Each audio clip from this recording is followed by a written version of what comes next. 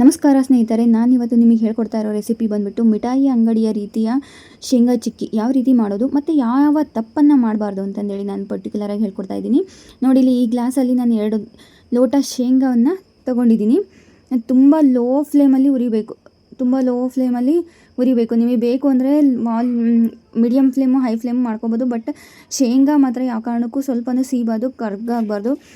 So ಹಾಗಾಗಿ ಎಷ್ಟು ಸಾಧ್ಯನೋ ಅಷ್ಟು ಲೋ ಫ್ಲೇಮಲ್ಲಿ ಉರಿರಿ. ಲೋ ಫ್ಲೇಮಲ್ಲಿ ಉರಿಯೋದ್ರಿಂದ ಶೇಂಗಾಗಳೆಲ್ಲ ಒಳಗಡೆಯಿಂದನೂ ಹದವಾಗಿ ಹುರಿದಿರುತ್ತೆ. ಫ್ಲೇವರ್ ತುಂಬ ಚೆನ್ನಾಗಿ ಬರ್ತಾ ಇರುತ್ತೆ ಮತ್ತು ಸಿಪ್ಪೆ ತೆಗಿಯೋದಕ್ಕೆ ಈಸಿ ಆಗುತ್ತೆ. ಶೇಂಗಾ ಚೆನ್ನಾಗಿ ಹುರಿದಿಲ್ಲ ಅಂದರೆ ಸಿಪ್ಪೆ ಬಿಡೋದಿಲ್ಲ.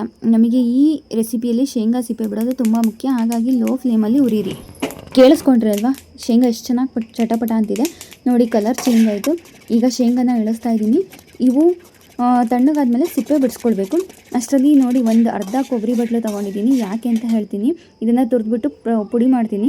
ಇದು ಇಷ್ಟು ಜಾಕಾಯಿ ಪೀಸು, ಒಂದು 3 ಏಲಕ್ಕಿ, 1 ಲವಂಗ ಮತ್ತು 1/4 ಲೋಟದಷ್ಟು ಎಳ್ಳು. ಇದು ನಾನು ಮಾಡ್ತಾ ಇರೋದು ನನ್ನ ಮಗನಿಗೆ, ಅದು ಪ್ರೋಟೀನ್ ರಿಚ್ ಆಗಿರಲಿ ಅಂತಂದೇಳಿ ನಾನು ಇವನ್ನೆಲ್ಲ ಬಳಸ್ತಾ ಇದ್ದೀನಿ. ಎಳ್ಳು ತುಂಬ ಜಾಸ್ತಿ ರೋಸ್ಟ್ ಮಾಡಬೇಡ್ರಿ, ಸ್ವಲ್ಪ ಮೈ ದುಂಡುಗಾಗುವಾಗಾದರೆ ಹುರಿದ್ರೆ ಸಾಕು.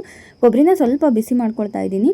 ಇದಾದ ನಂತರ ಇಷ್ಟೊತ್ತಿಗೆ ಶೇಂಗಾ ತಣ್ಣಗಾಗಿತ್ತು. ಹಾಗಾಗಿ ಅದರ ಸಿಪ್ಪೆಯನ್ನು ಬಿಡಿಸ್ಕೊಂಡು ಆ ಶೇಂಗಾನ ಸ್ವಲ್ಪ ಮೈ ಅಂದರೆ ಪೀಸ್ ಆಗಬೇಕು. ಅದಕ್ಕೋಸ್ಕರ ಒಂದು ಬಟ್ಲು ಅಥವಾ ಒಂದು ಲೋಟದಲ್ಲಿ ಅದು ಮೈಯನ್ನು 2 ಪೀಸ್ ಆಗೋ ಹಾಗೆ ಒಂದು ಸ್ವಲ್ಪ ಪ್ರೆಷರ್ ಹಾಕಿ ತುಂಡು ಮಾಡ್ಕೊಳ್ಬೇಕು. ನೋಡಿ, ತುಂಡಾಗಿದೆ.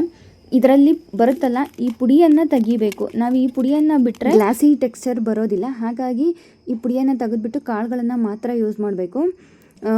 ನಾನು ಯಾವುದರಲ್ಲಿ ಹಾಕಬೇಕು ಅಂತಿದ್ದೀನಲ್ಲ, ಅದಕ್ಕೆ ತುಪ್ಪನ ಸ್ಪ್ರೆಡ್ ಮಾಡ್ಕೊಳ್ತೀನಿ. ನಾವು ಇದಕ್ಕೆ ಪರಾತ ಅಂತ ಕರಿತೀವಿ. ನೀವು ಬೇಕಾದರೆ ಅಲ್ಯೂಮಿನಿಯಂ ಫಾಯಿಲ್ ಇದ್ದರೆ ಅದಕ್ಕೂ ಹಾಕೊಳ್ಬೋದು. ನೀವೇನಕ್ಕೆ ತೆಗಿಬೇಕು ಅಂತಿದ್ದೀರೋ ಅದಕ್ಕೆಲ್ಲ ತುಪ್ಪ ಹಚ್ಕೊಳ್ಳಿ. ನಾನು 2 ಲೋಟ ಶೇಂಗಾಗೆ 1.5 ಲೋಟ ಬೆಲ್ಲ ತೊಗೊಳ್ತಾ ಇದ್ದೀನಿ. 1/4 ಲೋಟ ಎಳ್ಳನ್ನು ತಗೊಂಡಿದ್ದರಿಂದ 1/4 ಲೋಟ ಬೆಲ್ಲ ತೊಗೊಂಡಿದ್ದೀನಿ.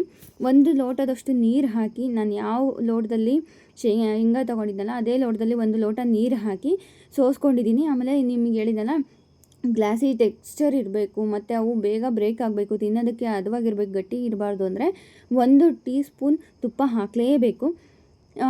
ಹಾಕಿ ಹೈ ಫ್ಲೇಮಲ್ಲೇ ಕುದಿಯೋಕೆ ಇಟ್ಟಿದ್ದೆ ನಾನು, ಚೆನ್ನಾಗಿ ಕುದಿಬೇಕು ಅಂತಂದೇಳಿ. ಸೊ ನೋಡಿ, ಇಲ್ಲಿ ಒಂದು ಸಲ ತುಪ್ಪ ಹದ ಬಂತು ಅಂದ ತಕ್ಷಣ ಇಲ್ಲಿ ಹಾಕಿದ ತಕ್ಷಣ ಉಂಡೆ ಆಗುತ್ತೆ. ಉಂಡೆ ಆಗಿ ನೆಕ್ಸ್ಟ್ ಏನಾಗುತ್ತೆ, ಹಿಂಗೆ ಹಾಕಿದ ತಕ್ಷಣ ಕಟ್ ಅಂತ ಸೌಂಡ್ ಬರುತ್ತೆ. ಅಲ್ಲಿವರೆಗೂ ನಾವು ಅದನ್ನ ಕುದಿಸ್ತಾನೆ ಇರಬೇಕು. ಪಾಕ ಹದಕ್ಕೆ ಬಂದ ತಕ್ಷಣ ಸಣ್ಣಕ್ಕೆ ಮಾಡಿ ಆಮೇಲೆ ಕಾಳುಗಳನ್ನು ಹಾಕಬೇಕು. ನೋಡಿ, ಸೌಂಡ್ ಎಷ್ಟು ಚೆನ್ನಾಗಿ ಬರ್ತಾ ಇದೆಯಲ್ಲ, ಕಟ್ ಅಂತಂದೇಳಿ.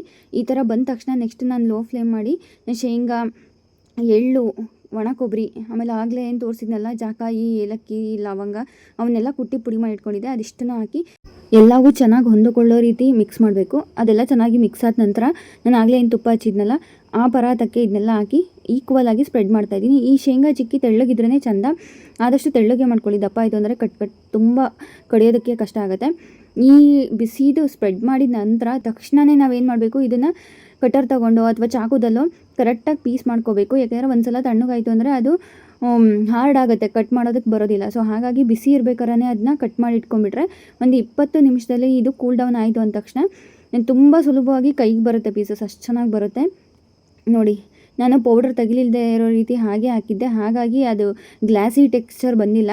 ಕೊಬ್ಬರಿ ಪುಡಿನೂ ಹಾಕಿದ್ದೀನಿ, ಹಾಗಾಗಿ ಅದು ಒಂದು ರೀಸನ್ನು ಗ್ಲಾಸಿ ಟೆಕ್ಸ್ಚರ್ ಬರದೇ ಇರೋದಕ್ಕೆ. ಈ ರೆಸಿಪಿ ಯಾವ ರೀತಿ ಅನ್ನಿಸ್ತು ಅಂತ ಕಮೆಂಟಲ್ಲಿ ತಿಳಿಸಿ. ನೀವು ಯಾವ ರೀತಿ ಶೇಂಗಾ ಚಿಕ್ಕಿ ಮಾಡ್ತೀರಾ ಅಂತಂದೇಳಿ ಅದನ್ನು ತಿಳಿಸೋದನ್ನು ಮರಿಬೇಡಿ. ಇದೇ ರೀತಿಯಾದಂತಹ ಅದ್ಭುತವಾದ ಸಿಂಪಲ್ ರೆಸಿಪಿಗಳಿಗೋಸ್ಕರ ನಮ್ಮ ಚಾನಲ್ಗೆ ಸಬ್ಸ್ಕ್ರೈಬ್ ಮಾಡಿ. ವಿಡಿಯೋನ ಕೊನೆವರೆಗೂ ನೋಡಿದ್ದಕ್ಕೆ ತುಂಬ ಧನ್ಯವಾದಗಳು. Thanks for watching.